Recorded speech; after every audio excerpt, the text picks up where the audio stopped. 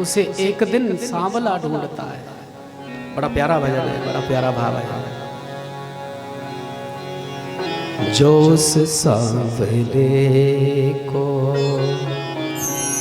जो उस सांवले को सदा ढूंढता है, जो उस सांवले को सदा ढूंढता है, जो उस सांवले को सदा ढूंढता है, जो उस सांवले को सदा ढूंढता है, जो उस सांवले को सदा ढूंढता है।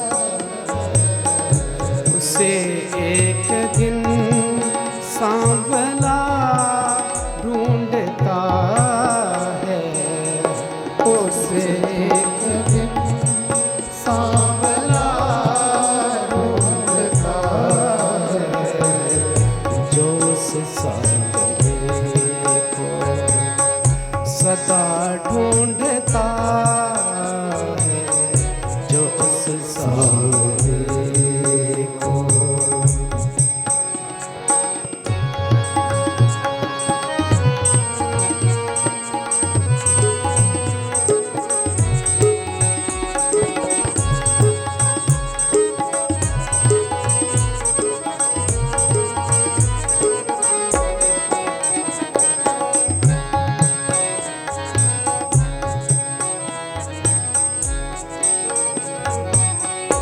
जिसे ढूंढने का अमल पड़ चुका है, जिसे ढूंढने का अमल पड़ चुका है, जिसे ढूंढने का अमल पड़ चुका है, जिसको लग गया है ये चस्का, जिसको लग गया है नशा, जिसे ढूंढने का अमल पड़ चुका है, जिसे ढूंढने का अमल पड़ चुका है, इसे ढूंढने में, इसे ढूंढने में मजा ढूंढता है, जो उस सांवले को सदा ढूंढता है, जो उस सांवले को सदा ढूंढता है, इस सांवले को।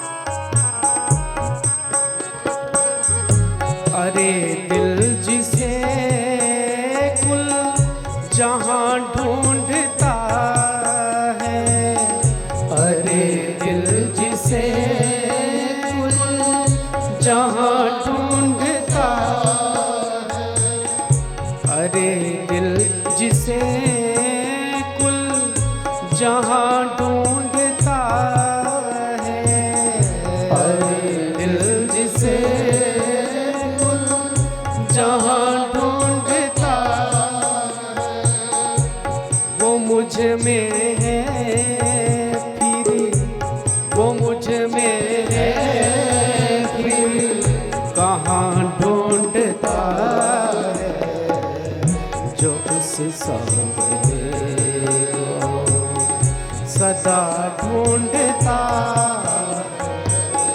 जो उस सांवले को सदा ढूंढता है, सांवरे को।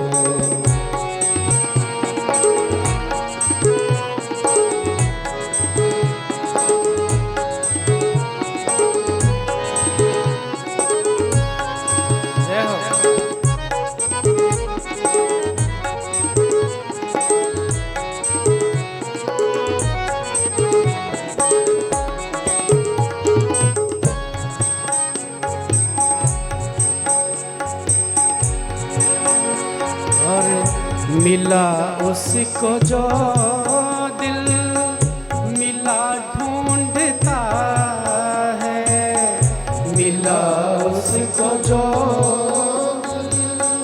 मिला ढूंढता है, मिला उसको जो दिल मिला ढूंढता है, मिला उसको जो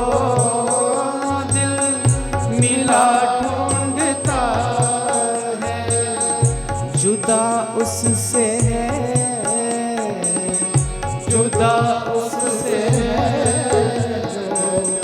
जुदा ढूंढता है, जो उस सांवरे को सदा ढूंढता है, जो उस सांवरे को सदा ढूंढता है, जो उस सांवरे को।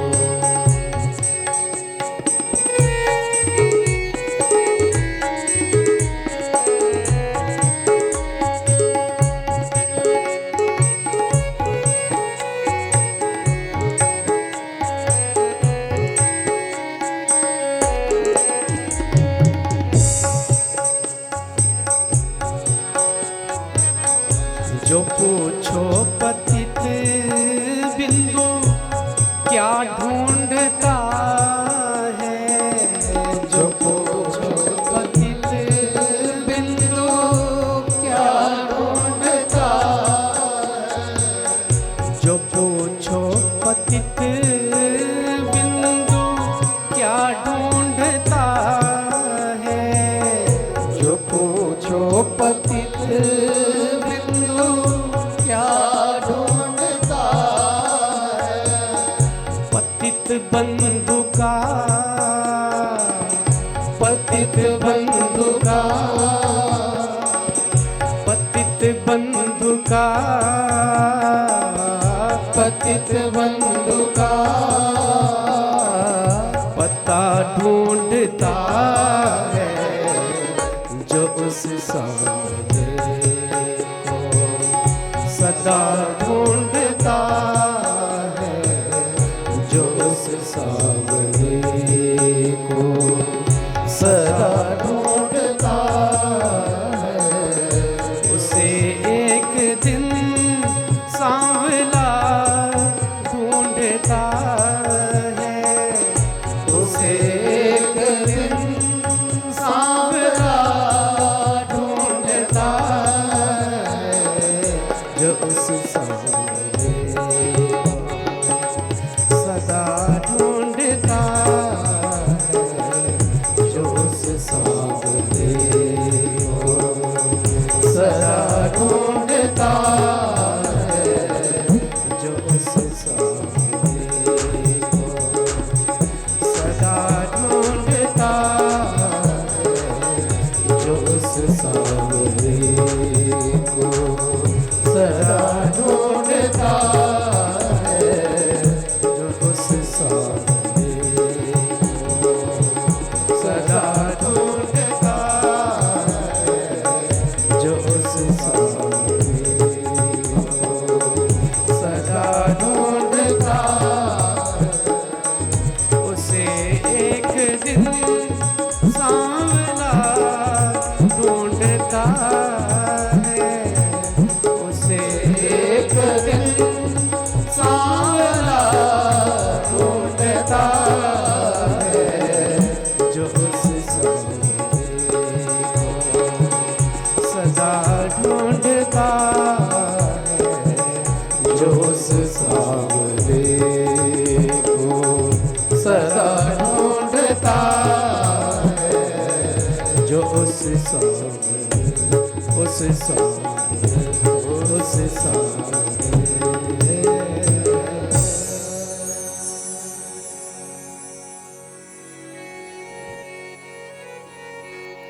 जिसे ढूंढने का अमल पड़ चुका है वो इसे ढूंढने में मजा ढूंढता है।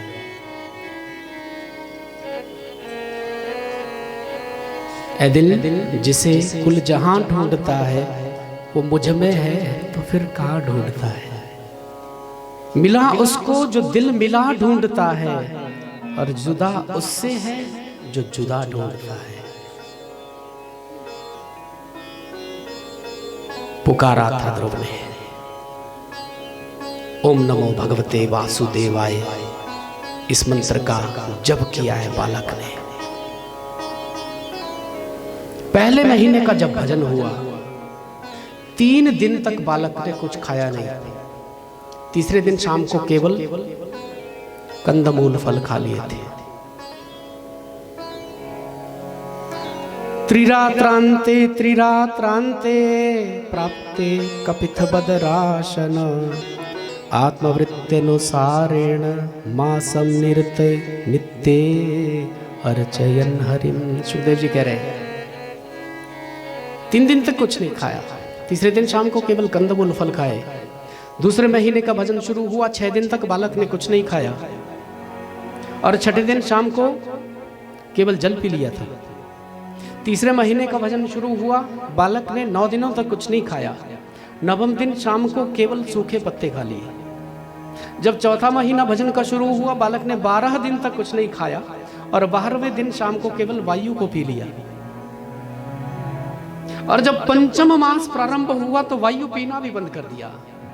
और पंचमे मासे अनुप्राप्ते प्राप्ते जित श्वासो नृपात्मजः ध्यायन् ब्रह्मपदैकेन तस्थौ स्थाणो रिवाचल।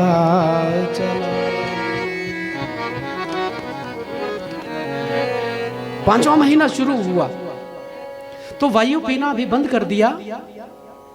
ध्यायन ब्रह्म पदैकेन, सुखदेव जी कह रहे, बड़ा सुंदर वर्णन है। अपने दाहिने पैर के अंगूठे पर अपने शरीर का सारा भार ले लिया। दाहिने पैर के अंगूठे पर शरीर का भार लिया। बायां पैर ऊपर को उठा लिया, हाथ जुड़ गए, नेत्र बंद हो गए और हृदय में झांकी है। चतुर्भुज नारायण दिख रहे हैं, शंख चक्र गदा कमल का फूल है उनके हाथ में। वो मुस्कुराते हुए हृदय में प्रकट हो गए। ओम नमो भगवते वासुदेवाय, गुरुदेव का जो गुरु मंत्र मिला है वो चल रहा है ध्रुव जी का।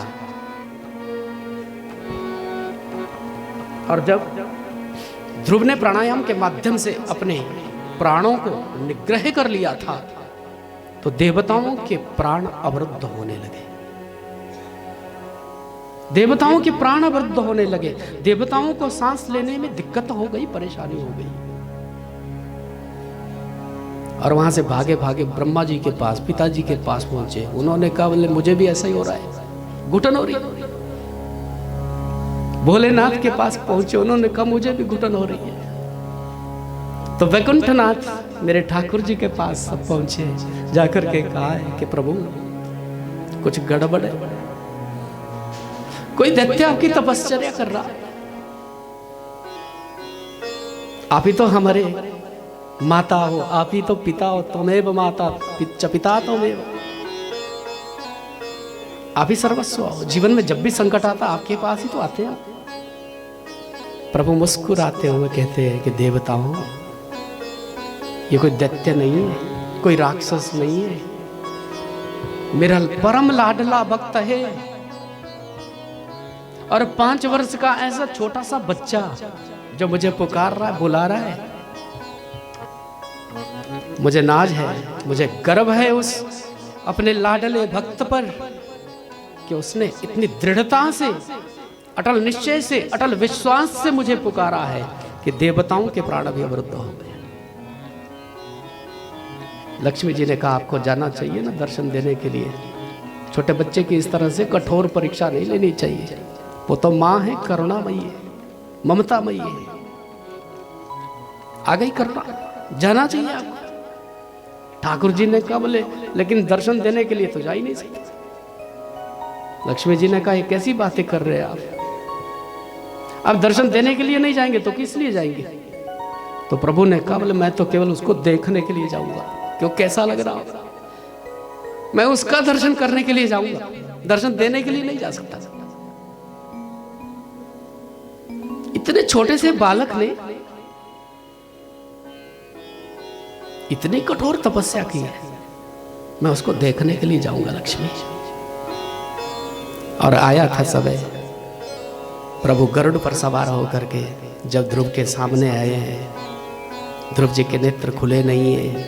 बहुत देर हो गई थी, प्रभु वहाँ पर खड़े भी रह गए कि नेत्र खोलेगा, फिर प्रणाम करेगा, फिर स्तवन करेगा, फिर कुछ मांगेगा, हम दे देंगे। यही तो होता है सब जगह, लेकिन ऐसा हुआ ही नहीं। जो उन्होंने सोचा था उसके अनुरूप हुआ ही नहीं। ठाकुर जी प्रतीक्षा करते रह गए, वो उसने नेत्र ही नहीं खोले। तो प्रभु ने उसी समय उसके हृदय की झांकी को अदृश्य कर दिया।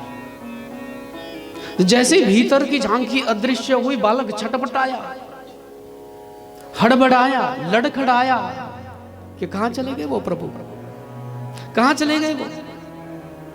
और जैसे नेत्र खुले थे, जो हृदय में झांकी थी वो सामने खड़ी, और नजर भर के आज ध्रुव देख रहा है। आंखें थकती नहीं हैं दीदार करते हुए, वो देखता ही जाता, देखता ही जाता, देखता ही जाता है।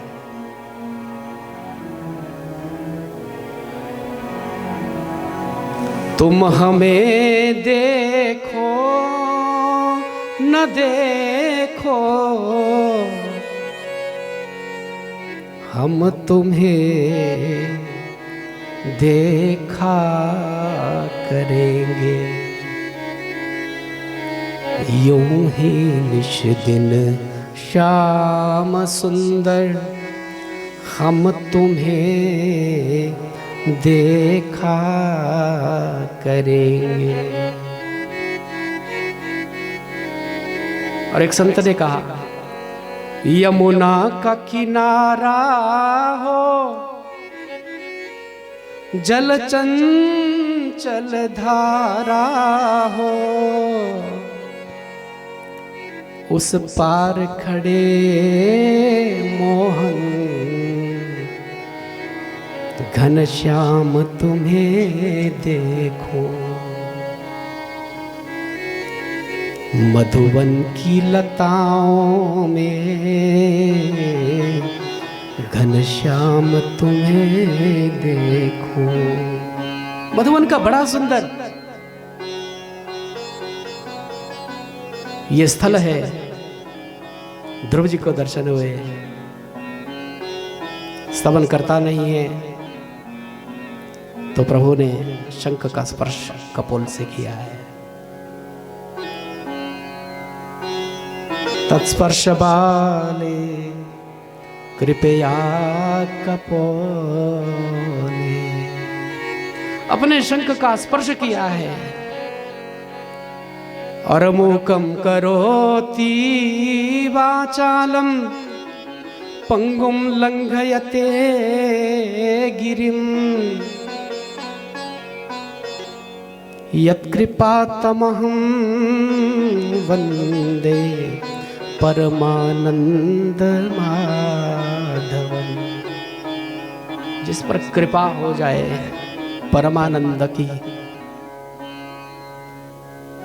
उसके लिए कुछ भी असंभव नहीं है जगत में, कुछ भी असंभव नहीं है। मूक भी वाचाल हो जाता है, पंगु गिरी पर चढ़ने लग जाता है। जन्म जन्मांतर की, युग युगांतर की, कल्प कल्पांतर की जो सुप्त बुद्धि थी, सुसुप्त पड़ी हुई विद्या थी, सुसुप्त पड़ा हुआ जो ज्ञान था, वो जागृत हो गया है।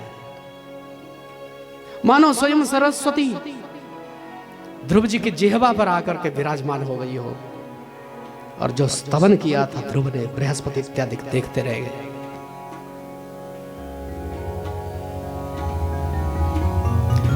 यन्तः प्रविश्य मम वाचमिमां प्रसुप्तां सञ्जीवयत्यखिल शक्तिधर स्वधाम्ना अन्याश्च हस्तचरण श्रवणत्वगादीन् प्राणान् नमो भगवते पुरुषाय तुभ्यम्। या निर्वृतिस्तनुभृतां स्तव पादपद्मध्यानात् भवज्जनकथा श्रवणं स्यात् स्वब्रह्मणि स्वमहिमन्यनपिनाथमा भूत किन्तन्तकासि लुलितां पततां विमानात्। भक्ति मुहुः प्रवतां त्वयि मे प्रसंगो भूयादनन्त महताम् अमलाशयानाम्। इन्नाब्जसल्वणरो व्यसनं भवाब्धिं निश्चय भवद् गुणकथा व्रतपा नमत्तः। देखते रह गए बृहस्पति इत्यादि कहे, अरे इतना छोटा सा बालक क्या स्तवन कर रहा है, क्या स्तवन कर रहा है। यन्तः प्रविश्य मम वाचमिमां प्रसुप्तां, जो मेरे अंतःकरण में प्रवेश लेकर के मेरी सोई हुई प्राण शक्ति को जागृत कर रहे हैं, ऐसे प्रभु को मेरा प्रणाम है।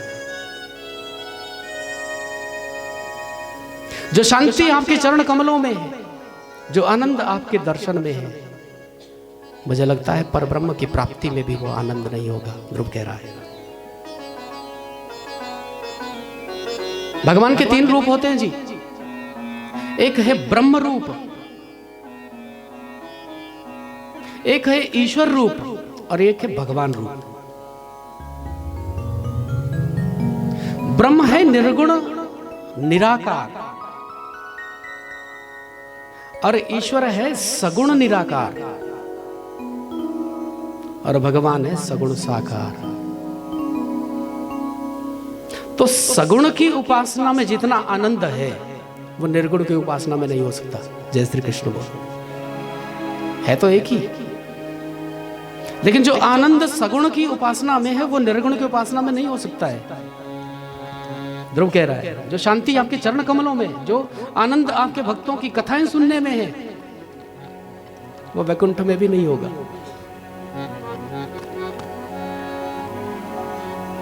भगवान श्री राम जब आए थे रावण पर विजय प्राप्त करके, और फिर अयोध्या निवासियों को साथ में लेकर के पुष्पक विमान पे चढ़ा करके ले जाने के लिए उद्यत हुए, तो हनुमान जी से कहा, बोले आइए चलिए। हनुमान जी ने कहा, बोले कहाँ जाना है? राम जी ने कहा, साथ में चलना है ना साकेत। हनुमान जी ने कहा, लेकिन एक बात पूछना चाहता हूं, तो चल पड़ूंगा साथ में। प्रभु ने कहा, पूछो जल्दी, अभी तैयारी है, ड्राइवर ने स्टार्ट कर दिया विमान, तो चल पड़ेगा। तो हनुमान जी ने पूछा, बोले जहां आप जा रहे हैं ना, क्या बोल रहे हैं आप? साकेत? हाँ साकेत। वहां पे आपकी कथा मिलेगी? राम जी ने कहा, वहां कथा की क्या आवश्यकता, वहां मैं रहता हूं स्वयं। बोले आप तो रहते हैं, लेकिन आपकी कथा मिलेगी क्या? बोले कथा तो नहीं मिलती, कथा तो यही मिलती है। तो हनुमान जी ने, फिर हम भी यहीं रहेंगे, हम भी यहीं रहेंगे थे। वाष्पवारी परिपूर्ण लोचनम मारुति नमत राक्षसं शांततम। यत्र यत्र रघुनाथ कीर्तनम, जहां जहां भगवान का कीर्तन होता है, जहां जहां भगवान की कथा होती है, वो पहुंच जाते हैं और अश्रु प्रवाहित करते हुए कथा का श्रवण करते हैं। जो आनंद आपकी कथा में है, मुझे लगता परब्रह्म की प्राप्ति में भी वो आनंद नहीं होगा। ठाकुर जी ने कहा, बड़ी अच्छी स्तुति करी, बड़ा अच्छा तुमने स्तवन किया है, अब मांग ले, क्या मांगना चाहता है? तो ध्रुव जी ने कहा, हमने मांगने के लिए स्तुति की ही नहीं। लोग करते होंगे ना मांगने के लिए स्तुति, लेकिन हमने मांगने के लिए स्तवन नहीं किया है। प्रभु ने कहा, नहीं नहीं, आपको कुछ तो मांगना ही पड़ेगा, तो ध्रुव जी ने कहा था कि भक्ति मुहु प्रवहताम तो इमे प्रसंगो भुयाद अनंत महता अमलाशयाना। देना चाहते तो एक वर दे देना जरूर कि मुझे अपने चरण कमलों की अमल भक्ति प्रदान करना। बहुत ध्यान से आप श्रवण करना। दो प्रकार की भक्ति का वर्णन हुआ है जी। एक होती है मल भक्ति, एक होती है अमल भक्ति। मल भक्ति माने गंदी भक्ति और अमल भक्ति माने पवित्र विशुद्ध भक्ति, निर्मल भक्ति। तो मल भक्ति क्या है? बोले जिसमें कोई मांग होती है वो मल भक्ति है, वो गंदी भक्ति है। जिसमें कोई भी मांग होती है ना वो मल भक्ति है, और जिसमें कोई मांग होती नहीं है वो अमल भक्ति है। तो अमल भक्ति चाहिए, मल भक्ति नहीं चाहिए, अमल भक्ति देना।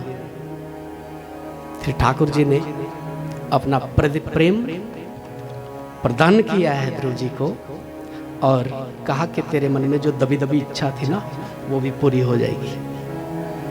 राज्य करने की इच्छा। ध्रुव जी ने कहा नहीं नहीं अब राज्य नहीं करना, आपके भजन की माला लेना चाहता। बोले नहीं तुम क्षत्रिय हो, अपने कर्तव्य का निर्वहन भी तो करना ही चाहिए, और कर्तव्य का निर्वहन करते हुए जो भजन करता है वो मुझे अति प्रिय है। प्रेम से कहो राधे राधे। अपने कर्तव्य का निर्वहन करता हुआ जो मुझे भजता है, मुझे याद रखता है, मुझे भूलता नहीं है, वह मुझे अति प्रिय है।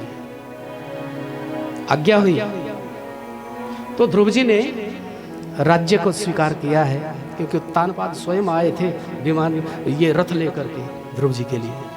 जहां पर कृपा राम की हुई तहां पर कृपा करे सब कोई। जब भगवान की कृपा हो गई तो फिर तो सब कृपा करने लग जाते, सब अनुकूल बन जाती परिस्थितियां।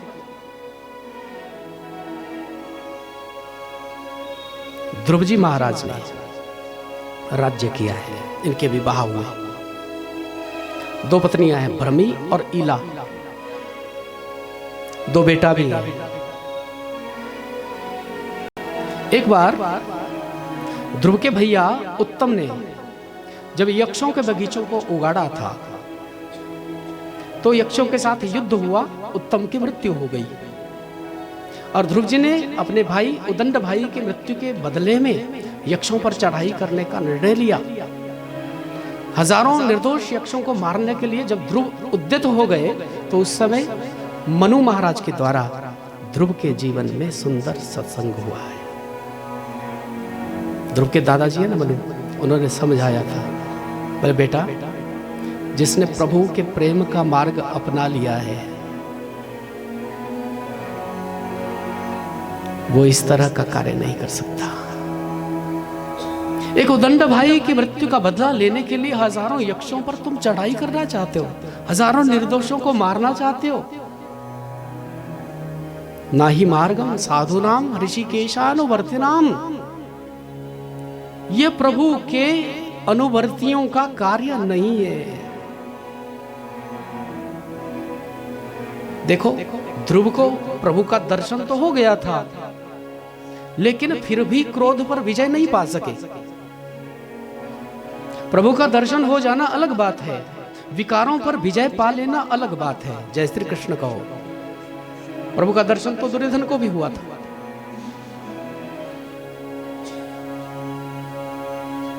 कौरवों ने कई बार प्रभु को का दर्शन किया है, द्वारकाधीश से मिले वो, लेकिन विकारों पर विजय नहीं पा सके। तो प्रभु का दर्शन होने से भी विकारों पर विजय नहीं पाई जा सकती है, विकारों पर विजय पाई जा सकती है सत्संग से। जब तक सत्संग नहीं मिला तब तक विवेक नहीं हो सकता है, इसलिए प्रभु सत्संग देते हैं। ठाकुर जी मिले तो सत्संग मांगो, क्योंकि सत्संग से फिर ठाकुर मिलेंगे, और ठाकुर जी मिलेंगे फिर सत्संग मांगना, फिर सत्संग से ठाकुर जी मिल जाएंगे, फिर ठाकुर जी मिल जाएंगे सत्संग मांगना, यही चलता रहेगा। तो ये साइकिल है, एक चक्र है। सुंदर सत्संग हुआ है। 36,000 वर्षों तक ध्रुव जी ने राज्य किया है। और जब मृत्यु आई तो मृत्युर्मूर्धनीम पदम दत्वा, मृत्यु को स्वीकार नहीं किया था ध्रुव जी ने। एक सुंदर सज धज करके एक देवी आई, उसने कहा कि चलिए। ध्रुव जी ने कहा कहाँ जाना है? बोले तुम चाहे भक्त बनो, चाहे राजा बनो, चाहे दुष्ट बनो, चाहे पापी बनो, लेकिन मुझे तो स्वीकार करना ही होगा। ध्रुव जी ने कहा अच्छा ऐसी बात है। और इतने में प्रभु ने इशारा किया था ऊपर से, बोले नहीं नहीं मत जाना। तो उन्होंने भी इशारे से पूछा, बोले फिर क्या करूं? अब प्रभु जी ने भी इशारा किया था, बोले हाँ इनको बोला थोड़ा झुक जाए। ध्रुव जी ने कहा, बोले माता जी आप थोड़ा झुकेंगी? जैसे ही मृत्यु देवी झुकी थी तो उसके सिर पे पैर रखा था ध्रुव ने, सीढ़ी बना लिया उसको। जैसे ही मृत्यु के सिर पर पैर रखा, वो थोड़ा ऊपर पहुंच गया और प्रभु ने अंगूठे से पकड़ लिया। नामे भक्ता प्रणश्यति, मेरे भक्त का विनाश नहीं होता है, तेरे लिए ध्रुवलोक बनाया है मैंने। सब तारामंडल, सब ग्रह उसकी परिक्रमा करते हैं, लेकिन वो अटल रहता है, वो हिलता नहीं है।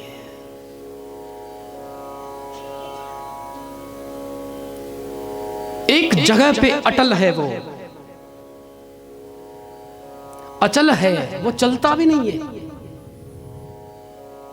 वो ध्रुव को मिल गया। क्यों मिला जी ध्रुव को? ध्रुव सगलानी जपे ओ हरि नाम, ध्रुव सगलानी जपे ओ हरि नाम, ध्रुव सगलानी जपे ओ हरि नाम, ध्रुव सगलानी जपे ओ हरि नाम, पावा अचल अनुपम ठाओ, पावा अचल अनुपम ठाओ,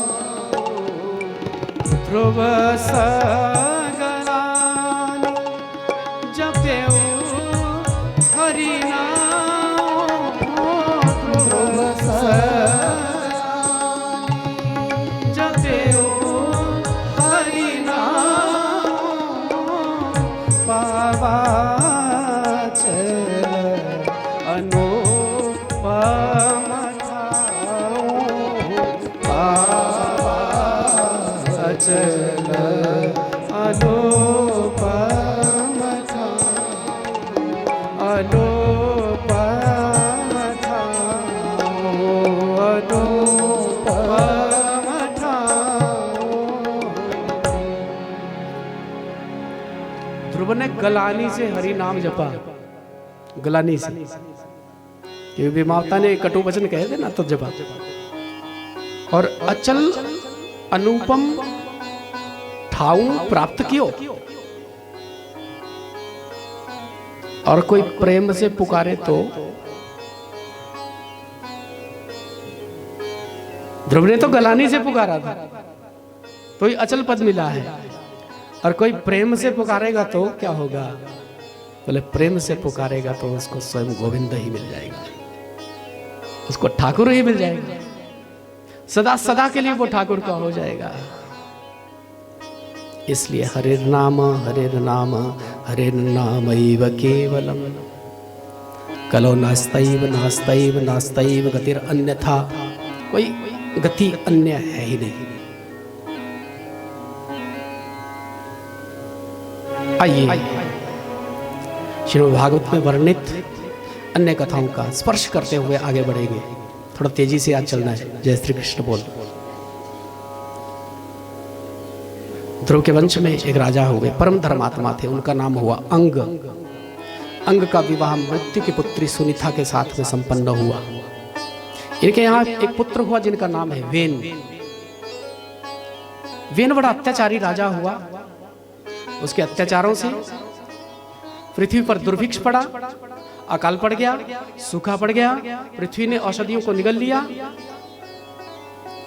और कुछ भी उगता ही नहीं है पृथ्वी पर, वर्षा नहीं होती है, बहुत काल व्यतीत तो हो गया है। अंग बड़े दुखी हुए, गुफा में जाकर के छुप गए। और यहां वेन जब राजा बना, गो ब्राह्मणों की हत्याएं होने लगी, यज्ञ गादिक बंद हो गए, न यष्टव्यम न दातव्यम न होतव्यम द्विजाह क्वचित, कोई न दान करेगा न यज्ञ करेगा न ब्राह्मण पूजन करेगा, ये ऐलान कर दिया वेन ने। और जब संतों का अपमान ही करने लग गया वेन, तो संतों ने हुंकार भरी थी और वेन की मृत्यु हो गई है। अब पृथ्वी का सम्राट कौन होगा? सब संत इकट्ठे हुए, एकत्र हुए, उपाय निकाला। वेन के शरीर के अंगों का मंथन करने लगे, टांगों का मंथन हुआ तो उससे एक ठिगना पुरुष पैदा हुआ, उसको निशीथ कहा। देख लिया कि ये पृथ्वी का सम्राट होने के योग्य नहीं है, यहां से निषाद जाति का प्रादुर्भाव हुआ है। और फिर वेन की बाजुओं का मंथन किया है। तो जैसे ही मंथन किया था, मंथन से स्वयं भगवान के जो अवतार हैं, भगवान पृथु प्रकट हो गए। बोलिए पृथु भगवान की जय। पृथु भगवान आए हैं और यज्ञ की मर्यादा को स्थापित किया है, यज्ञ करवाए हैं। और यज्ञ से ही पर्जन्य होता है, पर्जन्याद अन्न संभव, यज्ञ से वर्षा होती है, वर्षा से अन्न होता है। अन्नाद भवन्ति भूतानि, अन्न से जीव की उत्पत्ति होती है, इसलिए यज्ञ कर्म आवश्यक है। पृथु महाराज ने अपने जीवन में 99 यज्ञ किए। 100 अश्वमेध यज्ञ करने वाला इंद्र पद का अधिकारी हो जाता है। देवराज इंद्र को घबराहट हुई, वो आकर के पृथु से कहने लगे कि आपको इंद्र पद चाहिए क्या? पृथु ने कहा मुझे क्या करना है इंद्र पद लेकर के, मुझे नहीं चाहिए इंद्र पद, ये तो मैं अपना कर्तव्य का निर्वहन कर रहा हूं। तो इंद्र ने कहा फिर 99 ही करना, 100 मत करना। पृथु ने कहा ठीक है, 99 पे स्टॉप कर देते। और 99वां यज्ञ जब पूर्ण हुआ था तो पूर्णाहुति के समय स्वयं नारायण प्रकट हो गए थे, हवन कुंड से भगवान प्रकट हो गए। पृथ्वी से कहा कि आपसे प्रसन्न हो गया हूं, मांगिए आप क्या मांगना चाहते हैं। तो पृथ्वी ने कहा है कि प्रभु यदि आप अत्यंत प्रसन्न हैं मुझ पर, तो मेरे ये जो कान है ना, इनमें 10,000 कानों की शक्ति आ जानी चाहिए। कितनी शक्ति आनी चाहिए जी? 10,000 कानों की शक्ति आनी चाहिए, 2 कानों का। 10,000 कानों की शक्ति, विचित्र मांगे, आज तक किसी ने मांगा ही नहीं। ऐसा क्यों चाहते हो? तो पृथु ने कहा था, बोले आपकी कथाएं सुनते सुनते, आपके भक्तों के चरित्र सुनते सुनते मेरे 2 कानों से गुजारा नहीं होता, इसलिए 10,000 कान चाहिए। तो आपका सत्संग सुनता रहूं, सत्संग करता रहूं। संकेत से यदि समझे तो पृथु ने केवल यही वर मांगा था कि आपका सत्संग चाहिए, सत्संग चाहिए, कथा चाहिए। इन्हीं पृथु के बेटा को अंतर्धान होने की विद्या इंद्र ने सिखाई, इनका नाम ही अंतर्धान हुआ। अंतर्धान के हविर्धान हुए, हविर्धान के प्राचीन वर्री हुए। राजा प्राचीन वर्री पशु बलि देते हैं यज्ञ में, और नारद जी के द्वारा इनके जीवन में सुंदर सत्संग हुआ है। नारद जी ने समझा दी बात प्राचीन वर्णी को कि ये मार्ग अच्छा नहीं है, पंथ अच्छा नहीं है। जिन पशुओं को तुम मार रहे हो, जिनको मार करके चमड़े के पहाड़ तुमने बना दिए, एक एक पशु आकर के तुमसे बदला लेंगे। जीव जिस समय पाप कर्म करता है उस समय परिणाम भुगतने का पता नहीं होता है। अगर परिणाम भुगतने का पता चल जाए तो पाप ही नहीं करेगा। दिखाए थे सब उन पशुओं के चेहरे आकाश में। वो कह रहे हैं एक एक जन्म में तुमसे बदला लेंगे राजन, एक एक जन्म में तुमसे बदला लेंगे। घबरा गए थे प्राचीन वर्जी, नारद जी की शरण में आ गए। नारद जी ने कहा बोले प्रायश्चित करना पड़ेगा। प्रायश्चित क्या है? प्रायश्चित ये है कि स्वर्ग से गंगा को लाना होगा। जय श्री कृष्ण बोलो।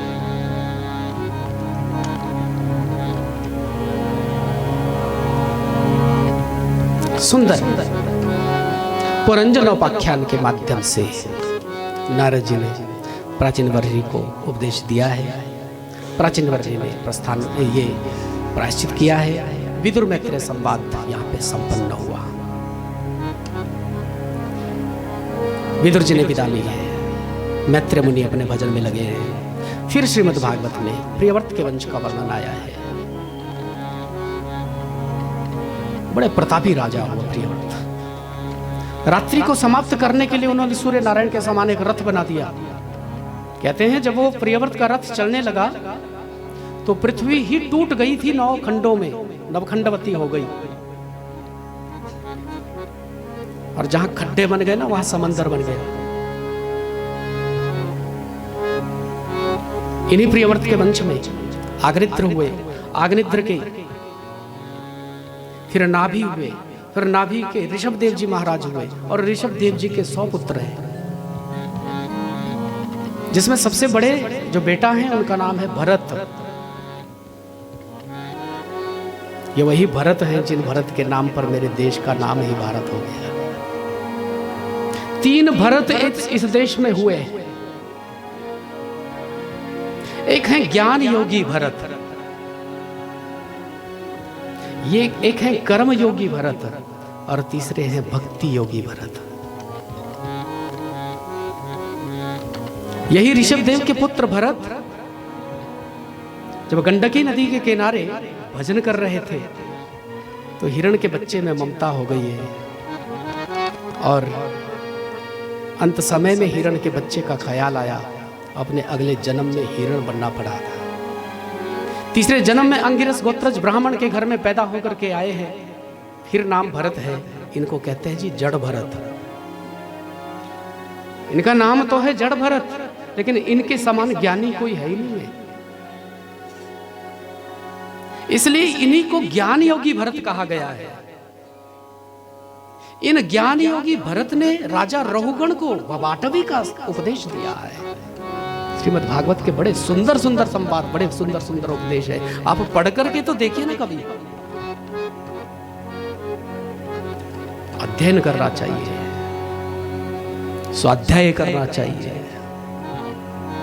शास्त्रों को अपने घरों में अवश्य रखिए। पढ़ भी ना सको तो रखिए जरूर। उनका पूजन करिए, अर्चन करिए। कभी ना कभी हमारी पीढ़ी में कोई बच्चा उनको पलटने का प्रयास करेगा कि दादाजी ने क्या रखा हुआ है अलमारी में। कभी ना कभी वो पलटेगा, उसको खोलेगा, उसका जीवन बन जाएगा, सुसंस्कृत हो जाएगा जीवन। सुंदर भावाटवी का उपदेश ये श्रीमान भरत देते हैं। अकोविदः कोविदवादवादान् वदस्यथो नीतिविदां वरिष्ठ न सूर्यो हि व्यवहारमेनं तत्त्वावमर्शेन सहा मनन्ति। पानी वहीं पर ठहर सकता है जहां गहराई होती है। जहां गहराई नहीं है वहां जल नहीं ठहर सकता है। ज्ञान को ठहराने के लिए गहराई में जाना पड़ेगा। इस वंश के अंतिम राजा हुए हैं विरज। इसके पश्चात श्रीमद् भागवत में भूगोल और खगोल का बड़ा सुंदर वर्णन हुआ है। मैंने पहले भी निवेदन किया था, ये श्रीमद् भागवत केवल ज्ञान नहीं है, विज्ञान की खान है। विज्ञान की खान है भागवत। पूरा मेडिकल साइंस भागवत में भरा हुआ है। पूरा जियोग्राफी भागवत में भरा हुआ है। एस्ट्रोनॉमी भागवत में है। आदरणीय सुखदेव जी वर्णन कर रहे हैं राजन। 7 द्वीप हैं, जम्बू, उपलक्ष्य, कृष्ण, क्रंच इत्यादि के इनके नाम है। 7 सागर हैं, जम्बू द्वीप के 9 खंड हैं। इसमें से जो अजनाब खंड है उसको भारतवर्ष कहा जाता है। पृथ्वी में एकमात्र ये भूमि है जिसको कर्म भूमि के नाम से जाना जाता है। ये भारत भूमि कर्म भूमि है। अन्य जितने भी स्थान हैं, जितने भी कंट्रीज हैं, जितने भी देश हैं, वो भोग भूमि है। उनको दोष नहीं दिया जा सकता, उनको दोष लगता भी नहीं है, केवल हमें ही दोष लगता है भारतीयों को। जय श्री कृष्ण बोलो। इसलिए ये कर्म भूमि है, तो सावधान होकर के कर्म करना। भारत में जन्म मिला है, गर्व से कहिए हम भारतीय हैं। ये गौरव की बात है। हम उस देश के वासी हैं जिस देश में गंगा बहती है। गौरव की बात है। विश्व गुरु भारत में हमारा जन्म हुआ है। हम भारतवासी हैं। जिस भारत में भगवान का अवतार होता है। एक बार एक विदेशी ने प्रश्न किया था, बोले आप कहते हैं भारत में ही भगवान आते, भारत में ही उनका अवतार होता है, हमारे देश में क्यों नहीं हुआ उनका अवतार? किसी दूसरे देश में क्यों नहीं आए? जिन महात्मा जी से प्रश्न किया था, उन महात्मा ने उस भले मानुष से प्रश्न किया, उस जेंटलमैन से प्रश्न कर दिया उल्टा। बोले मैं तेरे प्रश्न का उत्तर दूंगा, लेकिन पहले मेरे प्रश्न का उत्तर दे। उसने कहा ठीक है पूछो। महात्मा जी ने पूछा, बोले बेटा जहां बादल होते हैं वर्षा वहीं क्यों होती है? जहां बादल होते ना वहीं पे वर्षा क्यों होती है? जहां बादल नहीं होते वहां क्यों नहीं होती वर्षा? तो उसने कहा था, बोले इट्स नेचुरल। ये तो नेचुरल है, जहां बादल होंगे वहीं तो वर्षा होगी ना। महात्मा जी ने कहा इट्स ऑल्सो नेचुरल। जहां भक्त होंगे वहीं तो भगवान आएंगे। तो भक्त हैं बादल और ठाकुर हैं वर्षा। वो अमृतमय वर्षण कैसे होगा? बोले भक्ति से ही होता है। जहां भक्ति नहीं होगी वहां भगवान कैसे हो सकते हैं? अपने भीतर भक्ति पैदा करो, प्रेम पैदा करो, तो भगवान भी आने के लिए विवश हो जाएंगे। 7 लोक पृथ्वी के ऊपर हैं, 7 लोक पृथ्वी के नीचे हैं। ऊपर वाले लोकों का नाम भू, भुवा, स्वः, मह, जन, तप, सत्य। नीचे वाले लोकों का नाम अतल, वितल, सुतल, तलातल, महातल, रसातल, पाताल। ये संपूर्ण जो ब्रह्मांड है हमारा 50 करोड़ योजन में फैला हुआ है। और पृथ्वी से 99,000 योजन नीचे एक पुरी है जिसका नाम है संयमनीपुरी। इस संयमनीपुरी में 28 प्रकार के नरक हैं। जो जिस प्रकार का पाप कर्म करता है उसके लिए स्पेशल नरक बने हुए हैं। ब्रांचेस हैं, अलग अलग सेल हैं। तो जिस विभाग का हो, जो जिस प्रकार का पापी होगा उसको उसी सेल में डाला जाता है। जब स्वर्गों और नरकों का वर्णन होने लगा तो घबरा गए थे परीक्षित भी। जिन्होंने अपने जीवन में भूल से कोई पाप भी नहीं किया वो घबरा गए। एक बार केवल संत का अपराध हुआ था इनके हाथों से, और कोई पाप कर्म परीक्षित ने किया ही नहीं है। जय श्री कृष्ण बोलो। परीक्षित का भय हुआ तो सुखदेव जी के द्वारा अजामिल की कथा कही गई है। अजा कहते हैं पाप को माने मिला हुआ, पाप में मिला हुआ ये जीव ही अजामिल है। आपने कई बार इस कथा को सुना हुआ है। संकेत से यदि आप समझे तो अजामिल ने क्या किया था? बोले अजामिल ने सत्संग के प्रभाव से अपने छोटे बेटा का नाम नारायण रखा था। और जब मृत्यु को सामने देखा, यमदूतों को सामने देखा तो बेटा को पुकारा था, लेकिन भगवान सुन गए, अपने पार्षदों को भेजा। अब प्रभु के पार्षदों और यमदूतों के बीच में संवाद हुआ है। मैं तो कहता हूं विवाद हुआ है। जय श्री कृष्ण बोल। संवाद नहीं, विवाद हो गया था। यमदूत कहते हमारा है और पार्षद कहते हमारा है। यमदूत कहते पापी है इसलिए हमारा है, पार्षद कहते इसने प्रभु का नाम लिया इसलिए हमारा है। अरे नहीं नहीं, आपको कोई गलतफहमी हो रही है, इसने बेटा को पुकारा था अपने। बोले बेटा का नाम क्या है? उन्होंने कहा नारायण।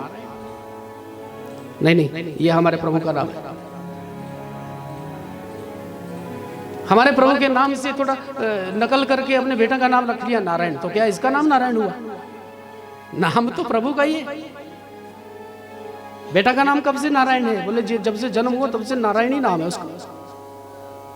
4 वर्ष से बिल्कुल नारायण नाम है। पार्षदों ने कहा 4 वर्ष की बात कर रहे हो? अनादि काल से हमारे प्रभु का नाम नारायण है, तो नाम किसका हुआ? अब जब बातचीत करके थोड़ा सुलझी नहीं थी ना प्रॉब्लम, तो फिर हाँ वहां तक बात आ गई थी। वो लड़खड़ाते हुए यमदूत धर्मराज के पास पहुंचे, जाकर के रोने लगे, हमसे नहीं होती आपकी नौकरी, कोई और रख लो। ऐसा क्यों? बोले एक पापी को लाने वाले थे, लेकिन वहां पर तो दिव्य देहधारी चतुर्भुजधारी आ गए। जब वर्णन सुना है तो धर्मराज समझ गए कि प्रभु के पार्षद है। प्रभु के पार्षद क्यों आए? उस व्यक्ति ने कुछ किया तो होगा। सुनो, वो कुछ बोल तो नहीं रहा था, कुछ गा तो नहीं रहा था, कुछ कीर्तन तो नहीं कर रहा था, कोई कथा सत्संग में तो नहीं बैठा था। यमदूतों ने कहा आप कैसी बातें कर रहे हैं? जो सारे जीवन भर पाप कर्म में रत रहा हो व्यक्ति अंतिम समय में केवल अपने बेटा को पुकार रहा था। बोले क्या नाम था उसके बेटा का? तो यमदूतों ने कहा नारायण। धर्मराज ने कहा धीरे बोलना इस नाम को, यहां पर जोर से बोलोगे तो मेरा नरक ही खाली हो जाएगा, सब पापी जीवों का उद्धार हो जाएगा सुन करके। एक बार कोई इस नाम को पुकार ले तो राशि राशि पाप उसके जल करके भस्म हो जाते। ये मेरे प्रभु का नाम है। आज तुमने बहुत पुरानी बात याद दिलाई है मुझे, आज मेरे ठाकुर की याद दिलाई। यमदूतों को आज मालूम हुआ कि हमारे धर्मराज के भी कोई प्रभु है। हम तो सोचते कि यही हमारे प्रभु। धर्मराज ने कहा कि दूतों, कौन वर्णन कर सकता उनके बारे में, कौन कह सकता उनके बारे में। हम लोग थोड़ा उनके सानिध्य में रहे हैं, इसलिए थोड़ा बहुत उनके बारे में जानते हैं। हम 12 लोग हैं जिनको उनका सानिध्य प्राप्त हुआ, उनकी कृपा प्राप्त हुई है, और प्रभु ने ये सम्मान दिया है हमें। स्वयं भागवत कह करके प्रभु ने पुकारा है। 12 भागवतों का नाम आया। इसमें 12 स्कंद भी होते भागवत में। इसका जो मंत्र है वह भी 12 अक्षरों का है, और भागवत भी 12 होते हैं जी। कौन कौन होते हैं आप गिन लेना।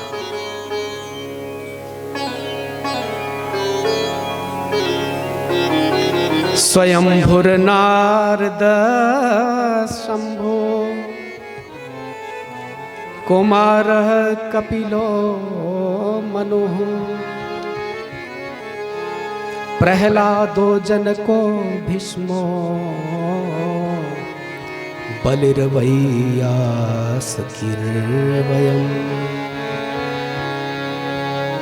स्वयंभू अर्थात ब्रह्मा जी,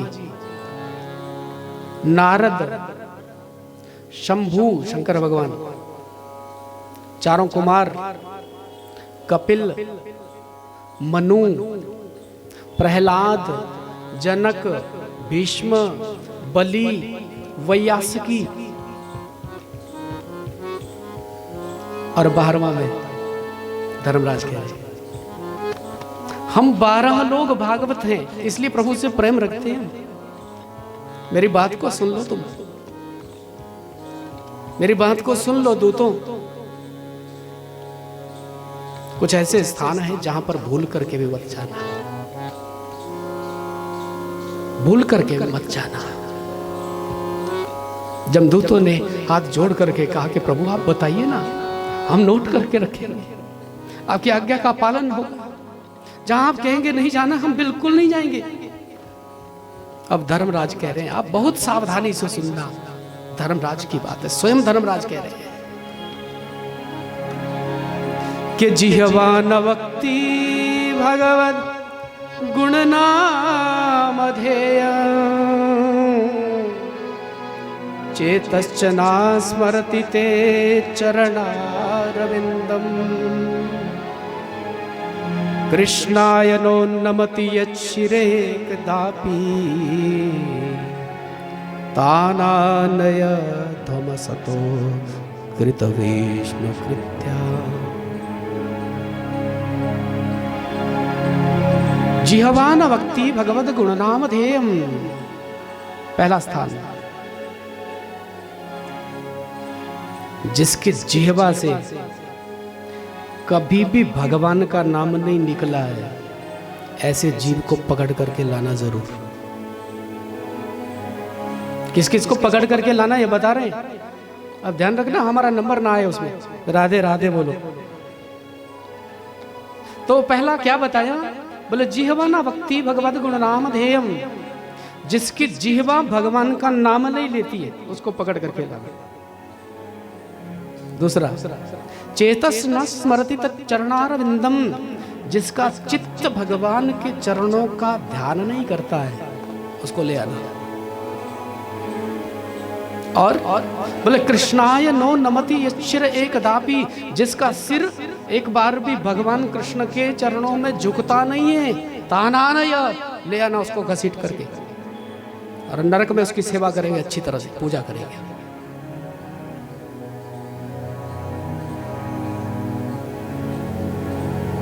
और जहां पर कथा होती हो, सत्संग होता हो, कीर्तन होता हो, भगवान के नाम का गुणगान होता हो, भूल करके भी ऐसी जगह पर मत जाना कभी।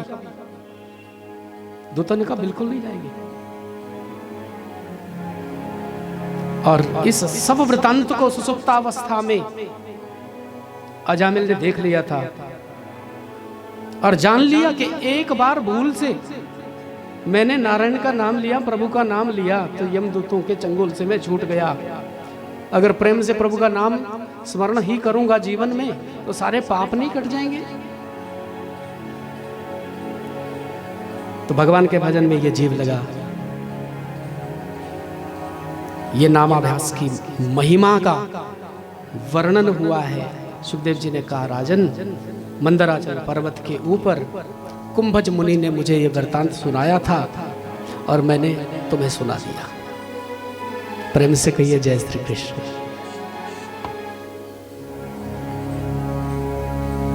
परीक्षित ने कहा, गुरुजी क्या ये नाम की महिमा थी? बोले नहीं नहीं, नाम की महिमा नहीं, नाम की महिमा कोई गा ही नहीं सकता, ये केवल नामाभास की महिमा थी। प्रश्न हुआ, ध्रुव चरित्र आपने कहा बड़ा सुंदर था, ध्रुव के वंश में आगे कौन कौन से राजा हुए उनके बारे में थोड़ा सुनना चाहता हूँ। बोले ध्रुव के वंश में फिर प्रचेता गण हुए थे और प्रचेता गणों के पुत्र दक्ष हैं। दक्ष का विवाह आसिकनी कन्या के साथ में हुआ है और इनके यहाँ हंस गुह्य स्तोत्र के प्रभाव से नारायण की आराधना करने से 10,000 पुत्र हुए। नारद जी के उपदेश से दक्ष के 10,000 पुत्र निवृत्ति मार्ग के अनुयायी हुए। तो दक्ष ने नारद को शाप दिया कि आपके कदम कभी रुकेंगे नहीं, तस्मात् लोकेषु ते मूढ़ः भ्रमते पदम, रुकेंगे नहीं, आप भागते ही रहोगे। नारद जी ने कहा यही अच्छा है संतों के लिए, जोगी रमता भला। नारद की सहनशीलता से दक्ष प्रसन्न हो गए और प्रभु के आशीर्वाद से फिर इनके यहाँ 60 कन्याओं का जन्म हुआ। उनमें से 27 कन्याओं का विवाह चंद्रमा के साथ में हुआ है। अश्विनी, भरणी, मृगशिरा इत्यादि इनके नाम है, अनुराधा इत्यादि।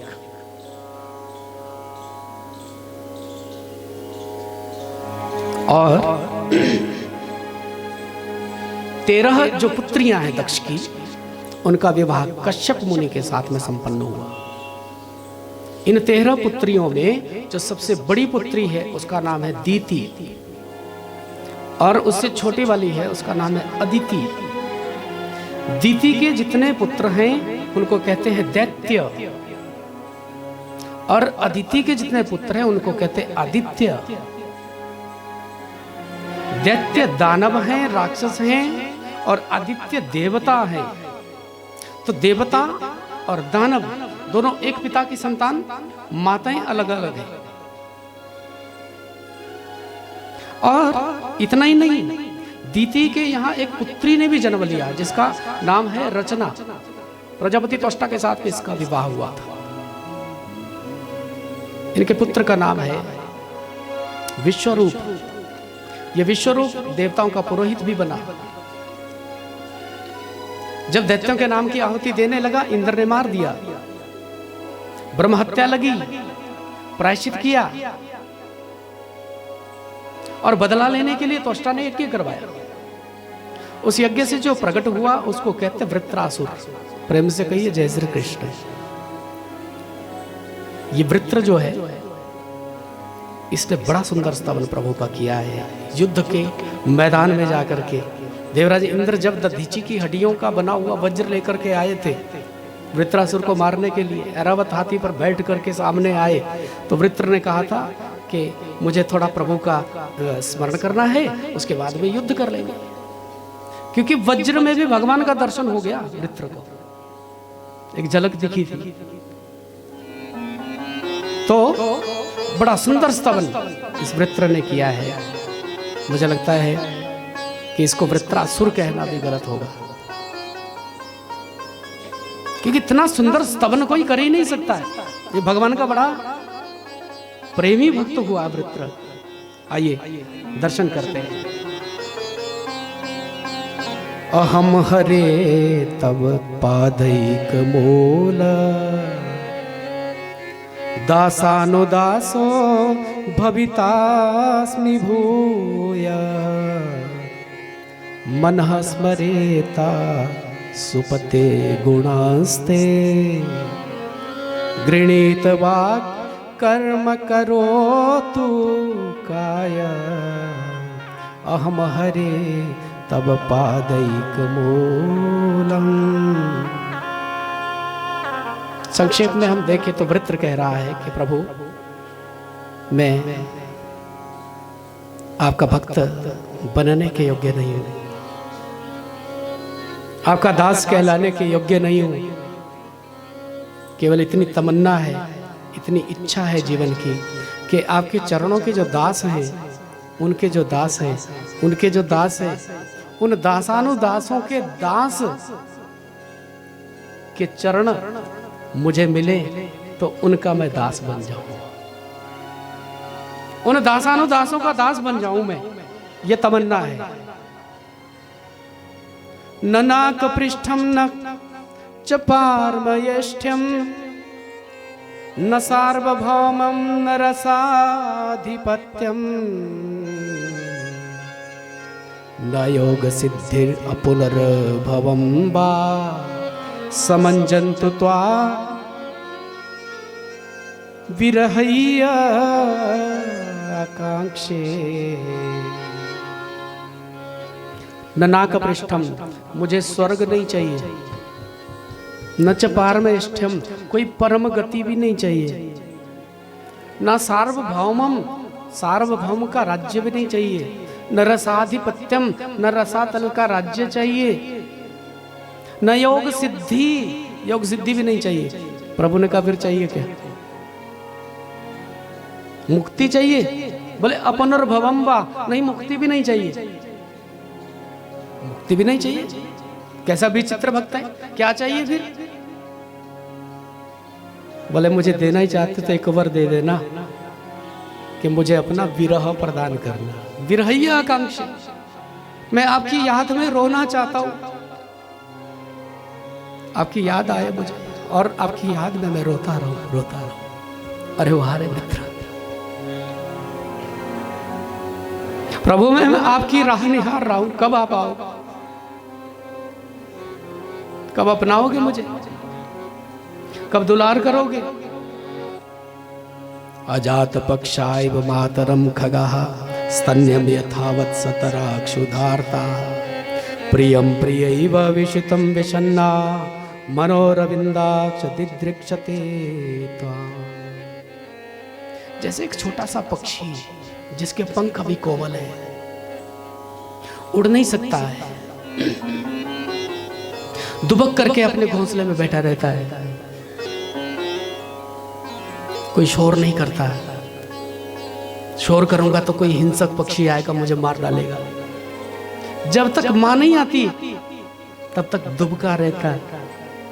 चिड़िया माता आती है और दाना बिखेर देती है, वो उठाता ही नहीं है, इतना असहाय है, उठा भी नहीं पाता है। तो चिड़िया फिर से उस दाने को उठाती, अपनी चोंच से उसकी चोंच में डालती है। मैं उस पक्षी की तरह असहाय हूं, उस पक्षी की तरह असहाय। स्तन्यम यथावत् सतरा क्षुधार्ता, जैसे एक छोटा सा बछड़ा जो केवल दूध पर ही निर्भर है, वो अभी फूल ये पत्तियां नहीं खा सकता है, घास नहीं खा सकता है, बहुत छोटा है। जब गैया माता आती है घर में तो पूंछ हिलाने लगता है, रंभाने लग जाता है, उसको दूध चाहिए। ऐसे आपकी करुणा का दूध, ये क्षीर चाहिए, ये अमृत चाहिए मुझे।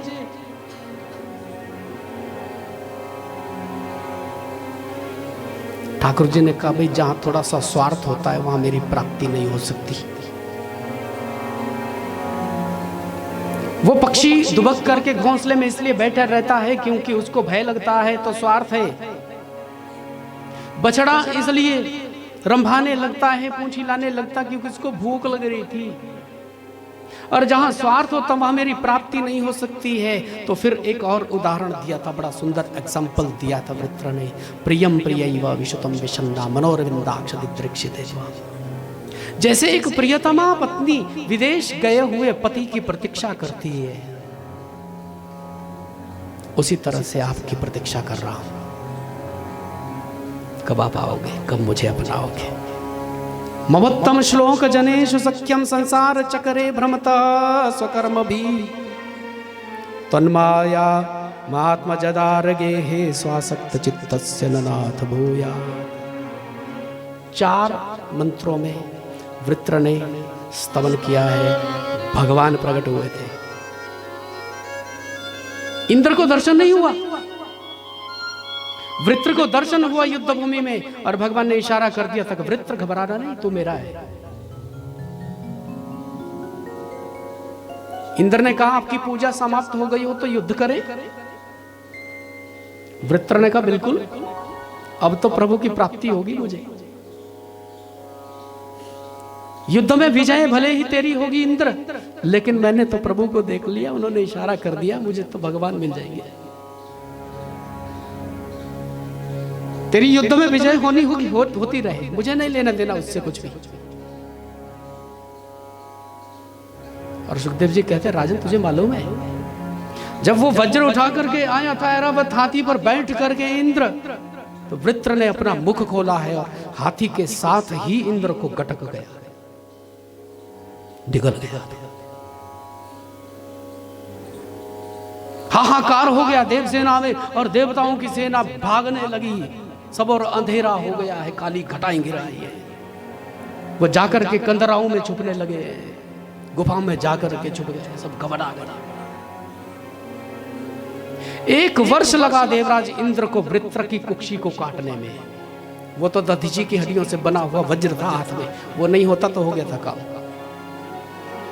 1 वर्ष तक देवराज इंद्र वृत्रासुर की कुक्षी को काटते रहे, और 1 वर्ष के बाद बाहर निकले। जब 1 वर्ष के बाद बाहर निकले तो उस समय वृत्रासुर के शरीर से एक सुंदर ज्योति निकली है। इंद्र ने देखा, 7 बार आकाश मंडल में घूमी थी और प्रभु के चरणों में विलीन हो गई है। इसको कहते सायुज्य मुक्ति, वृत्र की सायुज्य मुक्ति हुई।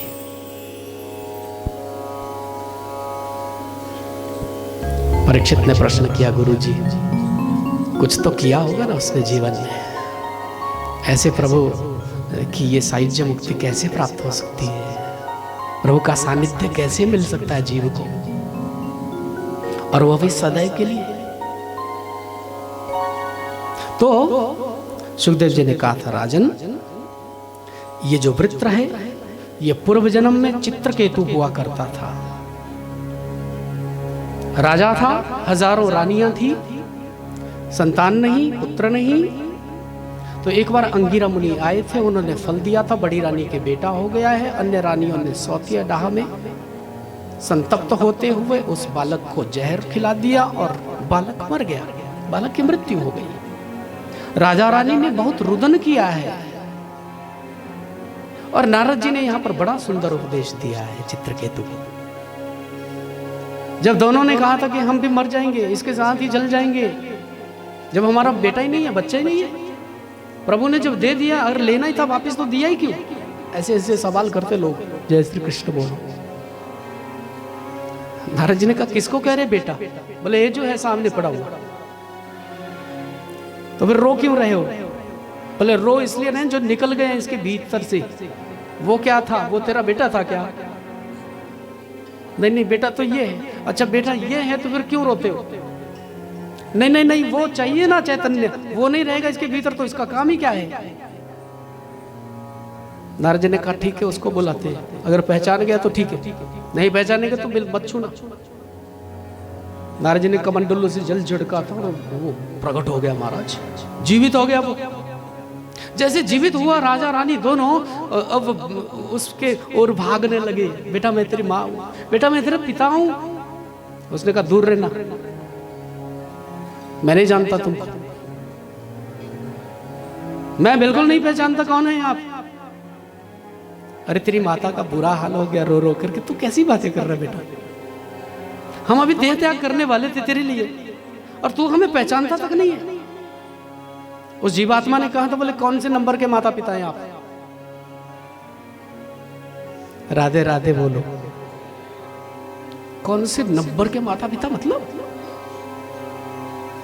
कोई नंबर तो होगा ना आपका, वो नंबर बताइए मुझे तो फिर मैं देखूं अपनी डायरी में कौन से नंबर के। नंबर के मतलब? बोले मेरे करोड़ों जन्म हुआ आज तक, करोड़ों जन्मों में करोड़ों माता पिता बने, किस किस को याद रखूं मैं? किसको याद रखूं? थोड़ी अपनी पहचान बताओ, अपना नंबर बताओ तो मैं पहचानूं। नारद जी ने इशारा किया था चित्रकेतु को, बोले समझ में आई बात कुछ?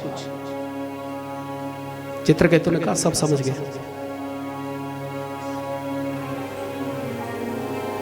आत्मा का संबंध केवल परमात्मा के साथ में हो सकता है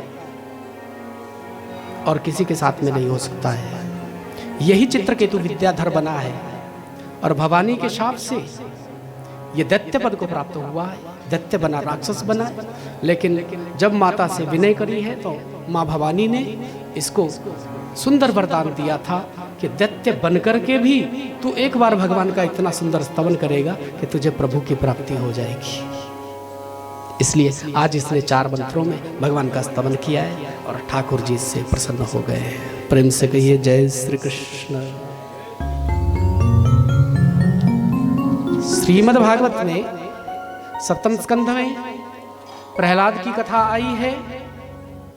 हिरण्यकश्यपु को माध्यम बना करके भगवान ने अपने प्रिय लाडले भक्त प्रहलाद के लिए खंभे में से अवतार लिया है, जिनको कहते हैं नरसिंहदेव जी महाराज।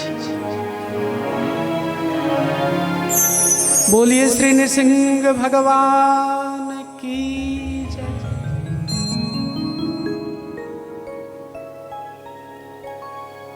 लोग कहते हैं, बोले क्या खंभे में रहते भगवान? अगर खंभे में रहते तो दिखते क्यों नहीं? राधे राधे बोलो। खंबे में रहते तो दिखते क्यों नहीं? प्रहलाद के जो पिताजी हैं ना, हिरण्यकश्यप, उन्होंने भी यही कहा था प्रहलाद से। बहुत बड़ा लोहे का स्तंभ उसको गर्म करवाया, लाल लाल जो हो रहा था, तो उन्होंने प्रहलाद से पूछा, तेरे इस खंबे में तेरा भगवान है? प्रहलाद ने कहा बिल्कुल है। पिताजी ने कहा मुझे तो दिखता ही नहीं है। बोले तो आपके पास वो आंखें नहीं है, वो चश्मा ही नहीं है जिससे भगवान दिखता है। दृश्यते, मुझे तो दिख रहा है। प्रहलाद कह रहा मुझे दिख रहा है, आपको क्यों नहीं दिख रहा है? मेरी नजर से देखो तो दिखेगा, मेरी नजर से देखो।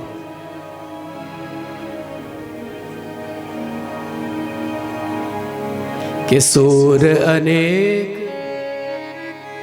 फिरे कण मांगत, पर पै पद सूर को स्वाद कहाँ। बहुत सूरदास घूमते होंगे, गाते भी होंगे, लेकिन सूरदास जी के पदों में जो रस है वो कहीं नहीं हो सकता है। जो स्वाद है सूरदास के पदों में वो कहीं नहीं मिल सकता है। सूर अनेक फिरे कन मांगत, पै पद सूर्य को स्वाद कहाँ। पुनि ताल मंजीरा बजाती फिरे, मीरा मतवारी सी चाह कहाँ।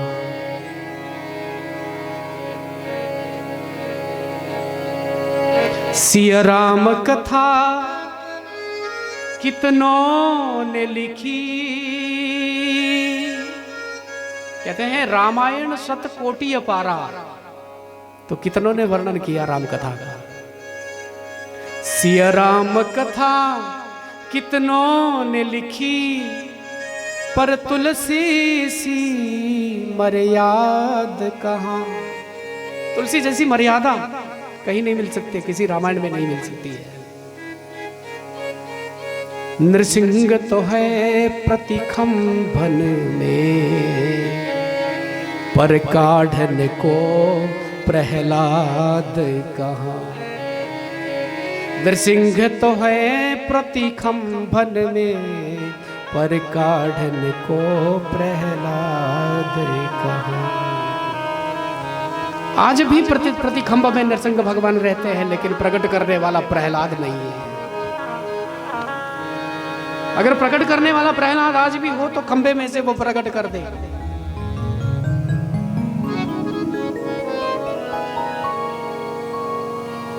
ये वही प्रहलाद है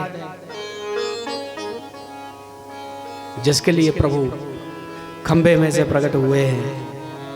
और प्रहलाद ने सुंदर स्तवन किया है। जब मांगने के लिए कहा था तो प्रहलाद ने कहा था, यदि राशीष में कामान वरास्त्वं वरदर शभा, कामानाम हृदय संरोहम भवतस्तु वृणे वरम।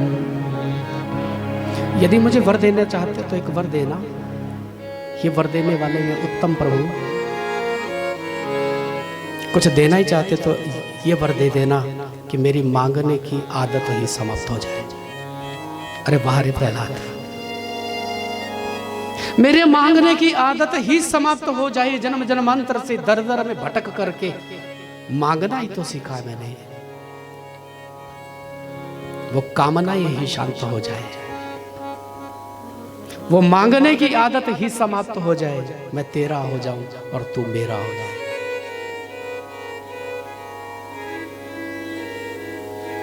मैं तेरा हो जाऊं और तू मेरा हो जाए। श्री ठाकुर जी ने सुंदर वरदान दिया है। श्रीमद् भागवत में अष्टम स्कंध में मनवंतरों की कथाओं का वर्णन हुआ है। प्रत्येक मनवंतर में भगवान का अवतार होता है।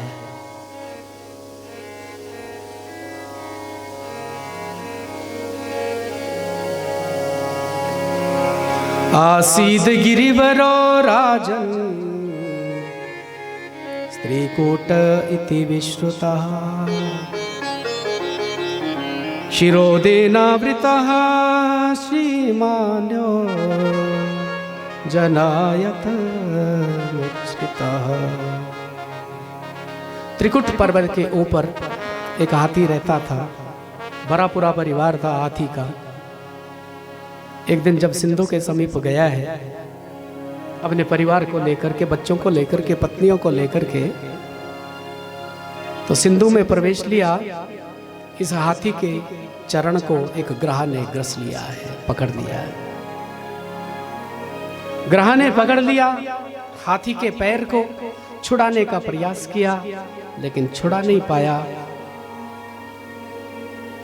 सोचा कि मैं राजा हूं, किसी छोटे मोटे जीव ने पैर को पकड़ लिया होगा, जब उसको पता चलेगा राजा का पैर पकड़ा है तो फिर क्षमा मांगेगा, हम भी क्षमा कर देंगे, हम तो बड़े हैं। थोड़ा बल लगाने लगा हाथी, लेकिन छुड़ा नहीं पाया था पैर को। ध्यान से देखा, वो मटमैले जल में विशाल का एक ग्रह नजर आया है, एक बहुत बड़ा मगरमच्छ है। हाथी के पैर को पकड़ लिया है। जलीय जीव है, जलीय जल में ये बहुत बलशाली हो जाता है और खींचने लगा उस गजेंद्र को। जब डूबने लगा तो पुकारने लगा अपने कुटुंबियों को, अपनी पत्नियों से कहता कि मेरी थोड़ी रक्षा करो, मेरी थोड़ी सहायता करो। अपने बच्चों से कह रहा है मुझे छुड़ाओ ना, ये जीव मुझे घसीट करके नीचे ले जाएगा, अभी डूबने वाला हूं, मुझे बचाओ, मुझे बचाओ। 50 पत्नियां सुंड में सुंड मिला करके इसको खींचने लगी। हजारों बच्चे धक्का दे रहे। 2-3 दिन हो गए और जब ये हिलता ही नहीं है तो बच्चों ने कहा बोले अब एक के लिए हम थोड़ी मरेंगे। वो मुख मोड़ करके जाने लगे। कुछ दिन पत्नियां खींचती रही और 5-7 दिन के बाद वो भी मुख मोड़ करके जब जाने लगी तो हाथी के नेत्र सजल हो गए और रोने लगे। झरझर अश्रुपात हो रहा है, रोते रोते हाथी उनसे कहता है कि मेरे कुटुंबियों,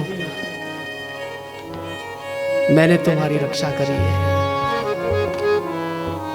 जंगली हिंसक जानवरों से कई बार तुम्हें बचाया, अपने प्राण भी संकट में डाल दिए थे मैंने। आज मुझे संकट की इस घड़ी में अकेले छोड़ करके तुम जा रहे हो। वो जान गया सुर नर मुनि सबकी यह रीति, स्वार्थ लाग